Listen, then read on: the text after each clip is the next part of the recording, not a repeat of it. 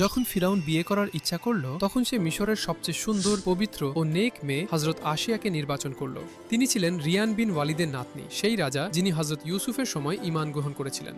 হজরত আশিয়ার বাবা মা ফিরাউনের প্রস্তাব প্রত্যাখ্যান করেছিলেন, কিন্তু ফিরাউন হুমকি দিয়ে জোরপূর্বক বিয়ে করে নেয়। আল্লাহ তাআলা তার কুদরতে হজরত আশিয়াকে ফিরাউনের খারাপ কাজ থেকে নিরাপদ রাখেন। রেওয়ায়েতে আছে, বিয়ের প্রথম রাতেই ফিরাউন নামর্দ হয়ে যায় এবং সারা জীবন তার কাছে যেতে পারেনি। হজরত আশিয়া নিজের পবিত্রতার উপর অটল থাকেন এবং গোপনে আল্লাহর উপর ঈমান আনেন।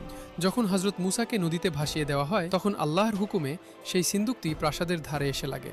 হজরত আশিয়া মুসাকে দেখে তার প্রতি গভীর মায়া অনুভব করেন এবং ফিরাউনকে বলেন, এটি আমার ও তোমার চোখের শীতলতা, একে হত্যা করো না।